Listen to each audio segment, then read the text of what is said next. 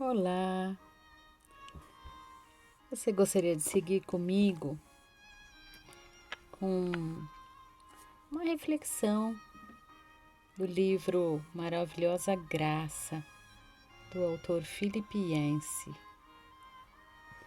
É um livro tão lindo que eu vou aos pouquinhos lendo para mim e explicando para vocês. Juridicamente, eu só posso fazer a leitura de 30% do livro de forma virtual. Então não tem autorização, mas tem autorização para explicar o que eu entendi. Então, se você desejar, venha comigo navegar nesses estudos. O livro começa falando, no primeiro capítulo, a respeito de uma prostituta. Uma mulher que ela estava doente, ela era incapaz de comprar comida para si própria e para a filhinha de 2 anos. E aí ela acabou, para sustentar o seu vício da droga, ela acabou vendendo, alugando a filhinha de 2 anos de idade apenas para homens que buscavam sexo pervertido. Ela falou que com o aluguel da filha, em 1 hora ela ganhava o que ela trabalhava vendendo a si própria em 1 noite de sexo. E aí o autor ele fala que quando ele ouviu toda aquela história, ele ficou estarrecido. E ele falou que ele trabalhava na época denunciando casos de abusos contra crianças. E ele falou assim que ele não sabia o que dizer, que ele falou assim que ele achou uma história tão sórdida que ele não tinha palavras. Ele falou que ele refletiu bastante e que a única coisa que ele perguntou foi se ela nunca havia pensado em ir para uma igreja.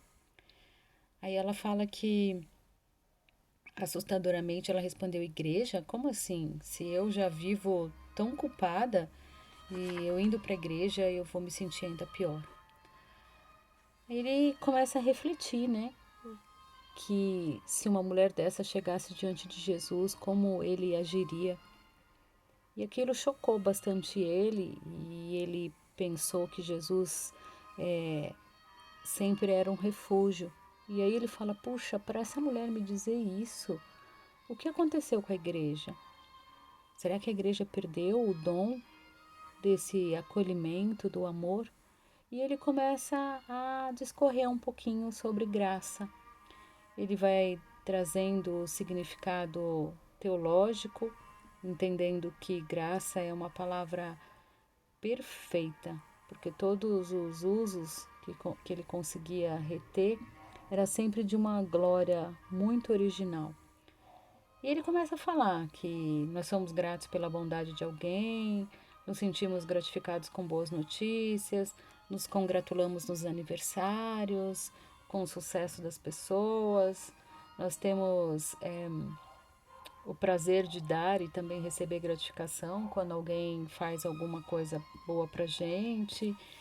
E ele vai discorrendo e ele fala que até existe, nós conseguimos compreender quando falamos, puxa, fulano é ingrato, né? E também quando falo, putz, você é uma desgraça. Ou então, quando tal coisa não tem a menor graça.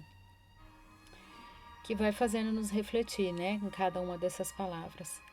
Depois ele se regozija também com o hino Preciosa Graça, Amazing Grace, que fala que este hino ele tem mais de 200 anos de composição e que até hoje ele é tocado.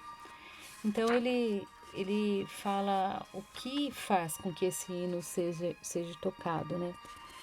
De tão lindo que é. Então que é realmente uma âncora de fé. E aí ele vem falando que a raiz da palavra graça no grego significa que eu me regozijo, estou feliz em minha experiência. O regozijo e a alegria não são as primeiras imagens que vêm à mente das pessoas quando pensam em ir para a igreja. Ele fala que ele começa a se sentir indignado, porque ele imagina que as pessoas que vêm para a igreja são santarrões, ou então que é um lugar, que a igreja é apenas um local que eu possa ir somente depois que eu estou santificado ou tenha me endireitado. Então eles pensam, quando pensam em moralidade, eles não pensam em graça, eles pensam igreja, né? Ele falou que ficava soando durante muito tempo no ouvido dele. Por que eu iria para uma igreja? Na igreja eu vou me sentir pior com este meu pecado. Então ele fala que essa atitude origina-se parcialmente de um conceito até que deturpado, né? De preconceito realmente do que a igreja é lá dentro. Mas que mesmo assim ele começou a refletir, tentar buscar, tentar entender. Então ele fala que ele visitou abrigos, asilos, hospícios, ministérios na prisão, lugares que eram cheios da graça. Mesmo assim, ele fala que em alguns momentos, ele ficou abismado com o que a moça acabou dizendo, a prostituta acabou dizendo, um ponto fraco da igreja. Então, alguns de nós, ele fala que nós parecemos tão ansiosos em fugir do inferno que nos esquecemos de celebrar a nossa viagem para o céu. Então, outros, justamente preocupados com a questão de uma guerra cultural moderna, negligenciam a missão da igreja como um porto da graça neste mundo carente da graça.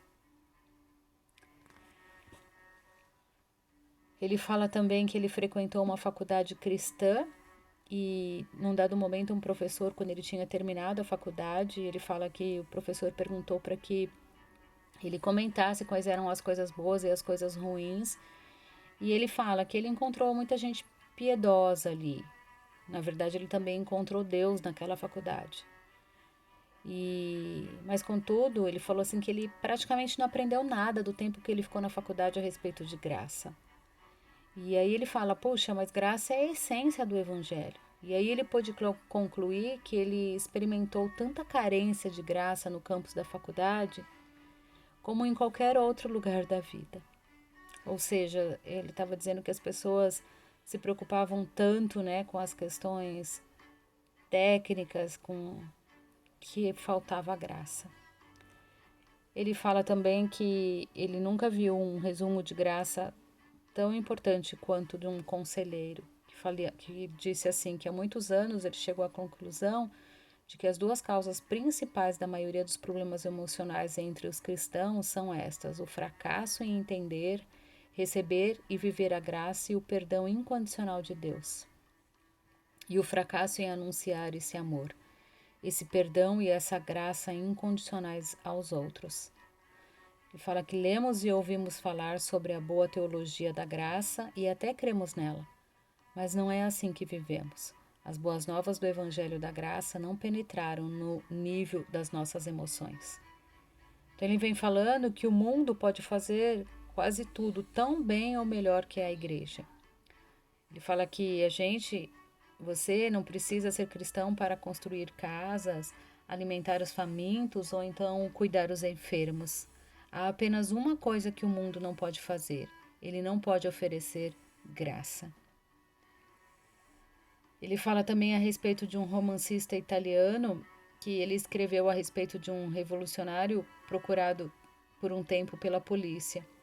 Ele falou assim que num dado momento eles tentaram esconder esse revolucionário e os seus camaradas lá, o seu grupo, o vestiram com roupas de padre para que ele pudesse fugir. E enviaram ele para uma vilinha nos Alpes.